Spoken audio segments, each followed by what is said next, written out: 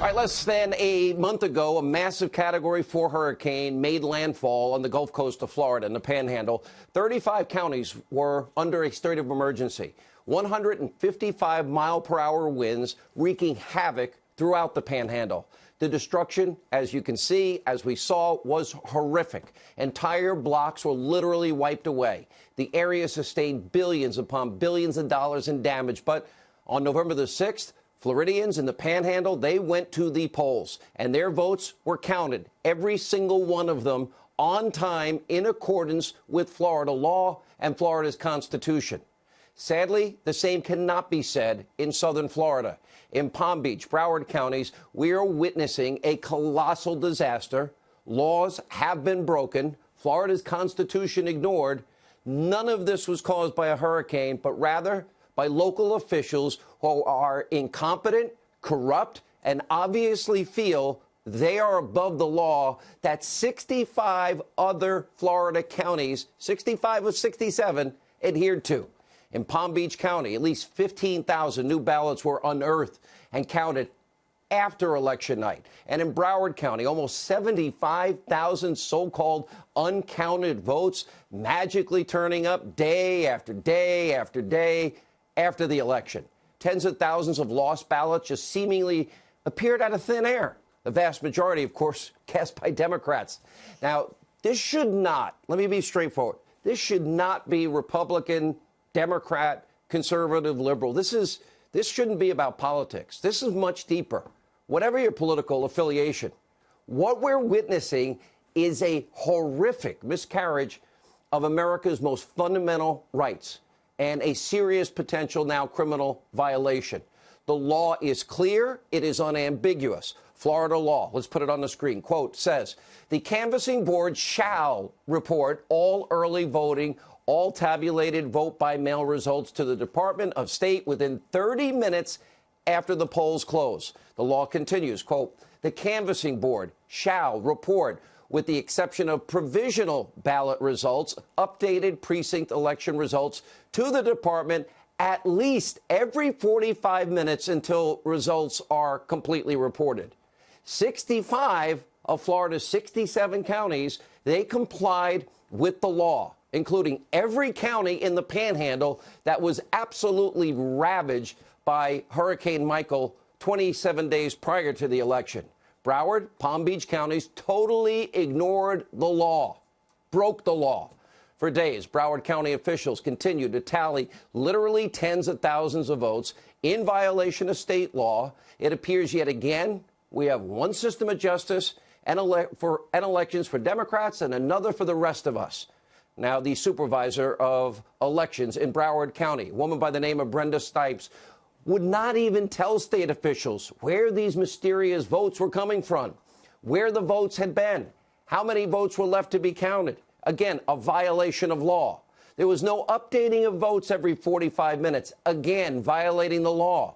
And this morning, multiple boxes full of sample and provisional ballots left behind in some rental car were actually discovered by an Avis employee at Fort Lauderdale Airport. This is insanity. You know, we send election observers to other countries. We need them here. And on Friday, Florida Congressman Matt Gaetz literally blocked from observing a location where ballots were being loaded into a truck. Take a look for yourself. Why can't we watch what's going on, man? We were told you can't be here, so you got to... Who told you that we can't watch what's going in and out of the truck? My supervisor. Who's your super? Yeah, I would love to see him. Okay. But until then, let's go. All right. Well, you tell me why we can't know what's going in and out of that truck. And what's the name of your supervisor? We'll get all that taken care of. Do you know this? Do you know his or her name? The supervisor's name? Yeah, we'll bring them out. Well, what's their name? We'll bring them out to you in a second. Do you know their name? Yes, we'll bring them out. What is it? Will you tell it to me? Bring them out to you in a second. What's on the truck? What we're seeing in South Florida is a national disgrace, and it's far worse than that. Broward, Palm Beach counties violated any chance of there ever being any real integrity in the vote in Florida. We will never have any chance of knowing what the accurate vote tallies were from this past election now in the state of Florida. That has been ruined. That's off the table. And tonight, all we really know for certain is that the, quote, newly counted ballots have drastically tightened the election and subsequently triggering statewide recounts, all because of what is gross incompetence, corruption at the Broward County Supervisor of Elections Board and Brenda Snipes. Now, she has a history of this. Late last week, we had a judge ruling that Brenda Snipes actually violated state election law. Now, what is even more outrageous is that this is not new for Ms. Snipes. Now, her track record is literally atrocious. Why she was even in this position is beyond any understanding. How she's been allowed to continue in this powerful position beyond comprehension. Last week, we learned that Snipes, quote, accidentally mixed in rejected provisional ballots with several hundred valid votes. That means the entire vote count has been irreversibly corrupted. And just this past August, a judge ruled that Snipes systematically had mishandled mail-in absentee ballots. In 2017, a judge also ruled she illegally destroyed ballots following a primary race. And in 2016, some Broward County election results were posted online, get this, before the polls had even closed. And in 2012, 1,000 uncounted absentee ballots, well, they were mysteriously discovered in Broward County a week after that election. And in 2004, Snipes simply lost track of 6,000 absentee ballots. Now, this is the woman that could determine the outcome of these important races for the Senate and the governor's race in Florida. Now, many Floridians are rightfully calling for consequences. Former Governor Jeb Bush tweeting out, there is no question the Broward County Supervisor of Elections, Brenda Snipes, failed to comply with Florida law on multiple counts, undermining Floridians' confidence in our electoral process. Supervisor Snipes should be removed from her office following the recounts. Maybe now. I don't think we should wait. Senator Marco Rubio, very vocal also about Snipes and her incompetence and corruption, tweeting, quote, every vote legally cast and received within time frame required by law should be counted. The issue in Florida has been repeated violations of election law by the incompetence and the lack of transparency of Palm Beach elections, Broward County elections. And now Snipes could, in fact, tonight be facing criminal charges. Sources have confirmed to us on multiple levels tonight a criminal investigation into election misconduct in South Florida is now ongoing. Just a short time ago, Florida Attorney General Pam Bondi released a letter from the Florida Department of Law Enforcement stating that they will work with the Attorney General Bondi on any criminal investigation and subsequent prosecution of Brenda Snipes or anyone else who may have broken laws and committed voter fraud. Now, of course, the damage has been done. Florida Governor turned Senator-elect Rick Scott is now sounding the alarm. You don't just magically find 93,000 votes laying around unless you need smoke for cover. That's why this is so problematic. Take a look. Bill Nelson is clearly a sore loser. He can't stand the fact that he's not going to be elected for, the first time in decades, and he won't. He's just here to steal this election. That's what he's done. His lawyer came down here and said, I'm here to win the election. I'm not here to get a free and fair election, make sure votes are counted. No, he wants to win the election. That's his only purpose. Now, make no mistake, when the dust settles here, Rick Scott and Ron DeSantis will take their rightful place as senator and governor of Florida. But tonight, Democratic operatives, they are trying to prevent all of that from happening. On Friday, lawyers for the Gillum and Nelson campaigns, they actually objected to a judge to non-citizens' votes being rightfully denied. In other words, they want votes from non-citizens to now count. Where is their integrity in all of this tonight? That means they only care about power, nothing else. Rule of law means nothing to them. And it gets even worse. Nelson just hired an attorney. His name is Mark Elias. His name may sound familiar to you. He's the left-wing hack at the very center of Hillary Clinton's attempt to rig the 2016 election with that phony dossier. Remember Clinton? The DNC paid millions to Elias and his firm, Perkins Coie. Yeah, that firm. To dig up the Russian dirt, hire Fusion GPS, hiring a foreign national, Christopher Steele, an ex-foreign spy, subsequently put together a dirty dossier full of Russian lies that not even Christopher Steele stood by. That campaign opposition research, remember, it was distributed across all of Obama's DOJ by Steele. as credible, nonpartisan information, the contents leaked to the press before the 2016 election. Remember, David Corn's article, October 31st, 2016, only days before the election, he reported that, quote, a veteran spy has given the FBI information alleging a Russian operative to cultivate Donald Trump. And let's not forget about Michael Isikoff's Yahoo report, September 2016, alleging Russian collusion. Democrats were trying to rig the election with the help of Hillary's bought and paid for foreign nationals using Russian lies. Remember, none of it was ever confirmed. Most of it's been debunked. And as you can see, Elias, he's a very experienced Democratic operative. And of course, he's also been involved in past recounts. His quotes will shock you. In 2013, he said, those who have seen past recounts in Virginia know that they do not tend to change the results. By the way, there was only 167 vote advantage for the guy he's representing. The next year, he said, quote, recounts really only happen where you are talking about dozens or a few hundred votes separating candidates. Gee, Mark, I wonder why the change of heart. Gun for hire, say anything, just, make the rules up as you go along. Now, of course, the Democrats, they pretty much wrote the book on election rigging during the 2016 election. I seem like the only one that's pointed this out. We all know the Democratic primary. We know it was fixed for Hillary Clinton. Remember former interim DNC chair Donna Brazile admitting this on my radio show. Remember, she had actually used the word rigged. She kind of tried to back off it in this interview, but she admits she used it. Take a listen.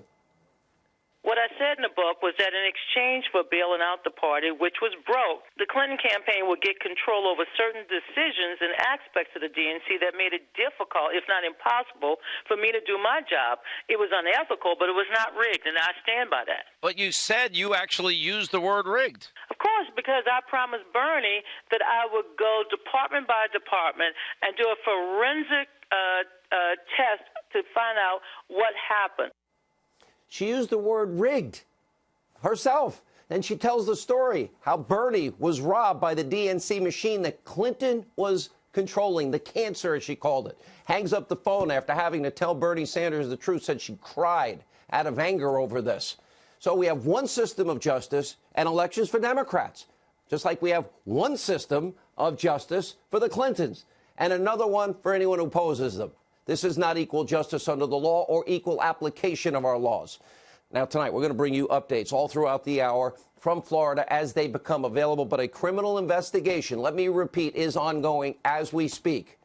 Now, whatever happens in Florida, here's one thing. I know the Democrats are all excited because they got control of the House of Representatives. By the way, the president, in retrospect, now that he went out and fought for all those Senate candidates and Republicans picked up those seats and that in the Senate, by the way, turned the blue wave into a little baby blue trickle, because now Democrats are doing exactly what I told you they would do. They're now coming clean, the things they weren't saying on the campaign trail about what their real plan is, to wage what is a never-ending, full-scale investigation into anything and everything Donald Trump, to destroy this president.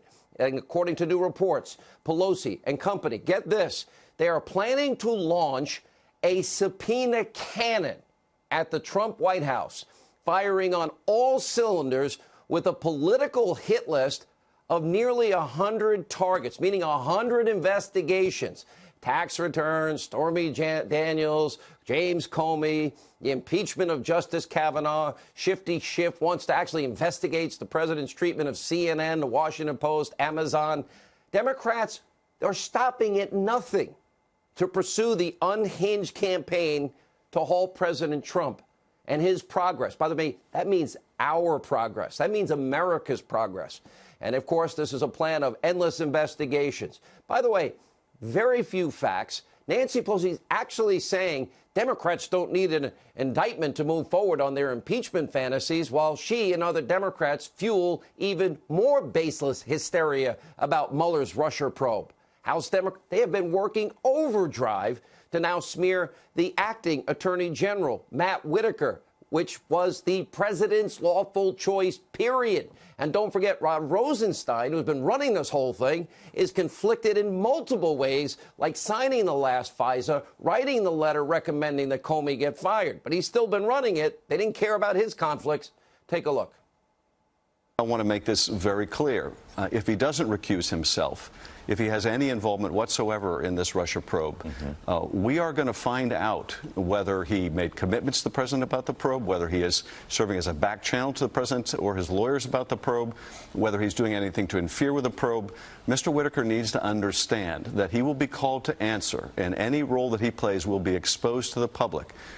We don't want there to be any ambiguity about that. You don't have confidence in him as America's top enforcement officer? No, I don't. And don't just take it from me. There's bipartisan editorializing about this, that he should never have been appointed, and that it does violence to the Constitution and the vision of our founders to appoint such a person in such a manner to be the chief legal officer in our country. And that's bipartisan. I'll go further. His appointment is simply part of an attack on the investigation by Robert Mueller, the special counsel. It's part of a pattern of interference by the president, part of a pattern of obstruction of that, attempted obstruction of that investigation. The only problem is no one's talking about meddling with the Mueller probe. Nobody. The president has said twice in the last week, no. So ask yourself, the House Democrats, is there a single agenda item that they are advocating that will make your life better? Any one agenda item that's going to create more jobs, make this country safer, build a brighter future for our kids and our grandkids? Well, we know the answer tonight is no. It's all part of what I've been telling you. They've been hiding what their agenda is really all about. It slip out occasionally, and then they tell everybody stop, which is mobilizing their political hit list. Get revenge. They didn't like the results of the 2016 election. By the way, they didn't like the results of this last election. They want to shield their own deep state corruption and put this country's future at risk. What they ought to be focused on is our kids and our grandkids, and law and order and equal justice under the law, equal application of our laws. And yes, something called our Constitution. Yeah, the document from which all laws originate from. Our founding Constitution.